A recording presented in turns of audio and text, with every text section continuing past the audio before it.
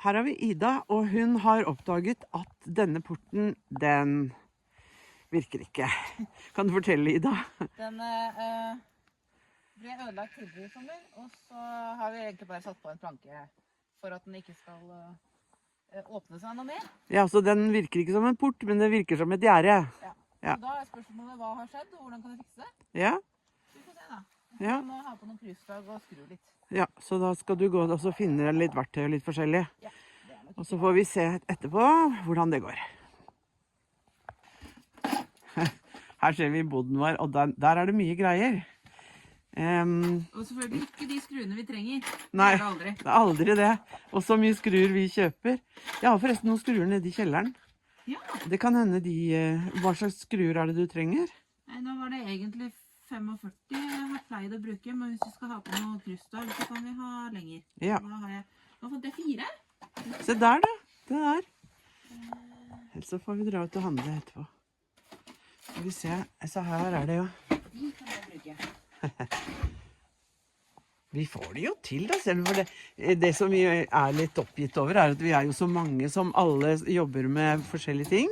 Så det er ikke alltid vi rekker å legge ting på plass før vi skal sette i gang når andre kommer og skal hente verktøy, så er det ikke der. Men sånn er det når vi driver på dugnad. Jeg er veldig takknemlig for at vi har så mange som hjelper til. Så kjøper vi heller rimelige verktøy, og så er det ikke så krise om det blir borte.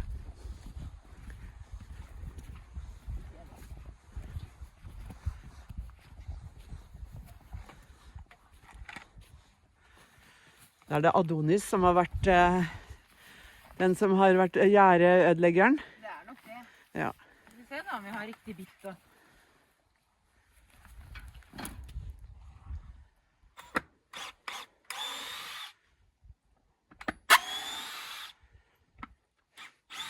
Ida er jo hovslager, så hun er vant med å bruke verktøy. Det er jo vi andre også, men Ida er spesielt solid på det. Så hun er veldig glad i å bygge. Er du ikke det, Ida? Glad i å bygge gjerder? Jo. Og det er jo ganske unikt. Hva sa du? Bygge alt mulig som kan bygges. Ja, du har jo bygget leskur og staller og hva er det du ikke har bygd? Nei, det... Gjerder på turneringsbanen, og du har bygget på tribunene på turneringsbanen. Ikke måte på. Ja, vi senker det fra andre siden. Ja. Så hva er det som har skjedd med porten? Er den bare blitt knekt? Er den blitt knekt, eller den bare er skeiv? Jeg tror den har blitt bøyd litt sånn på diagonalen, og så har skruene bare gitt opp. Ja, akkurat. Så da setter du på noe skråstag og sånn, eller er det... Skal i hvert fall skru den sammen først, og se om det Ja. hjelper. Skru sammen det som faktisk er gått fra hverandre? Ja. Ja.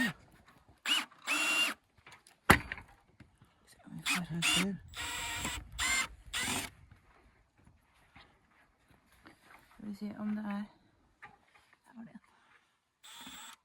Så nå tar du av den biten som du har reparert med. Ja, det er vel egentlig Thea som har reparert det. Ja, for sånn er det jo å være bonde. Ja. Det er ikke alltid du har tid til å reparere fint med en gang.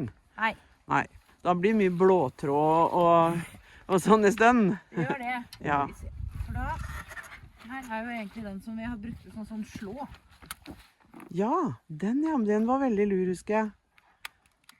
Nå har vel den fått litt juling den nå, tenker jeg. Ja. Og litt Vi pleier å si at råttenhet. Livet kommer i veien, og så er naturen ganske nådeløs i forhold til det å ødelegge ting.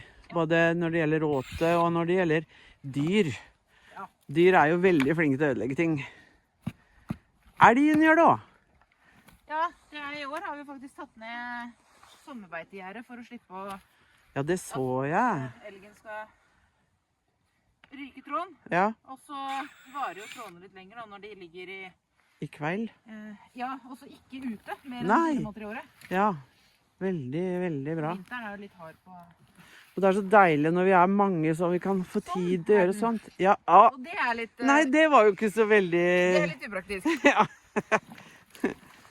Ja, den funker jo ikke. Vi holder i hvert fall ikke 2 svære varmblodshester inne. Nei, ikke sauene heller egentlig. Nei, sauene er jo nesten verre, fordi de går jo sammen og rotter seg sammen i en diger ball av ull som dytter på ting. Ja. Jeg ser her, ja. Hjelpe seg, ja.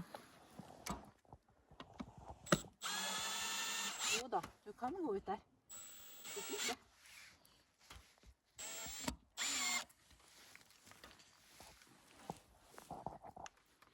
For dette er impregnerte materialer, ikke sant? Ja.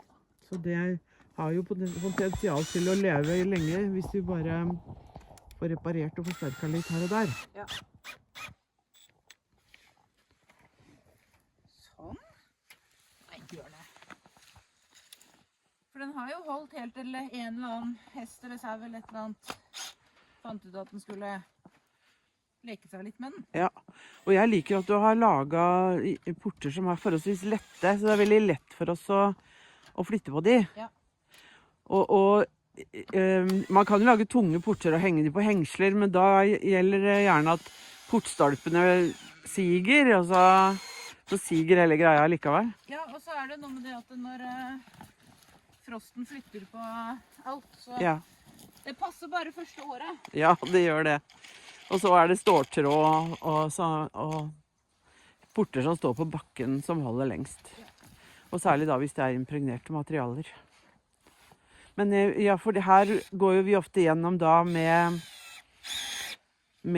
hester i den ene hånden, en hest i den ene hånden, og da er det lett å ha en lett port.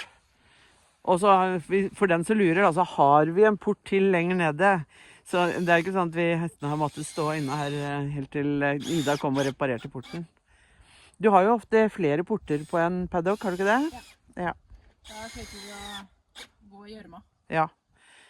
Og både vi og hestene slipper å gå i gjørma. Akkurat her nå er det jo ganske mye gjørme rett foran her. Da kommer snart Pelle med gargantua, tenker jeg. Gravemaskin og ordne litt. Han har så stor gravemaskin at vi kaller den for gargantua, som er navnet på en litterær kjempe. Tror ikke vi trenger noe skrås da. Vi får bare Ja, det her ser jo superbra ut da. passe på at vi ikke gjør det en gang til. Nei, og så er det jo... reparere en gang til da. Det Og går jo. strømmen hjelper jo sånn at det er jo strømmen som holder dem unna. Ja.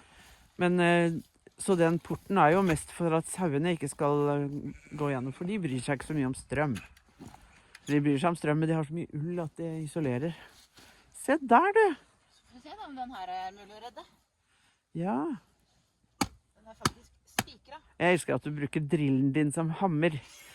Ja, jeg kan det på noe. Ja. Ikke på alt, for da Den er- går den ikke i stykker. Nei, men den er solid, den der. Jeg tror kanskje jeg skal skru i stedet for å hamre. Bare Ja. for det Mm. det holder litt lenger. Vi gjør det.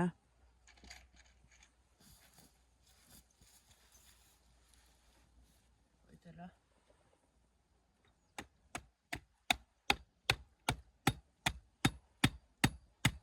Det er sånn at man slipper å henge seg fast i den i hvert fall.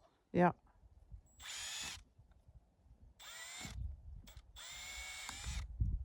Hva ville det? Har du vrange skruer? Der, ja.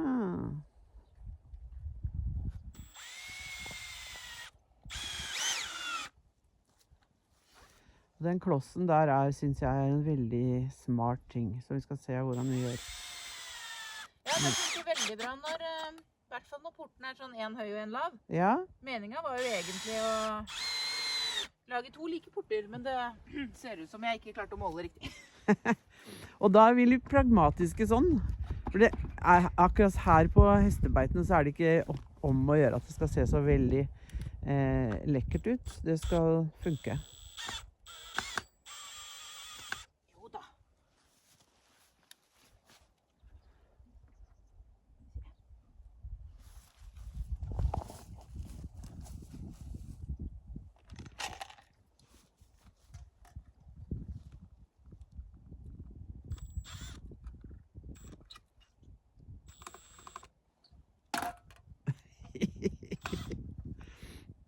Når Ida sier jo, så blir det.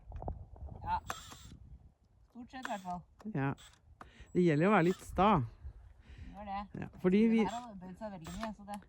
og vi har jo ikke råd til å kjøpe nytt hele tiden. Eller vi prøver i hvert fall å spare så godt vi kan. Fordi det er ikke sånn at vi lever veldig fett av å undervise og ha turnering. Så da må vi gjenbruke ting. Så da, det er jo, jeg blir veldig glad av å se hvordan Ida gjenbruker ting som kanskje ser ødelagt ut, men så viste det seg at nei, det her fungerer veldig bra. Se på denne luretingen nå. Den er bare, nå er den sikkert litt våt, så den er kanskje litt truttna. Den er truttna litt. Ja. Men se på den. Da sitter den kjempegodt. Og nå holder den korten veldig bra. Prøv å riste litt på den, så vi får se, Ida. Se der. Og så tar man bare strømmen over, så ikke hestene går og pusher på den porten hele tiden. Og der er det ikke strøm før den blir koblet til, så der kan hun ta på strømtråden. Supert! Så slipper vi tikkinga når hesten skal gjennom. Ja, veldig lurt. Tusen takk, Ida. Bare hyggelig.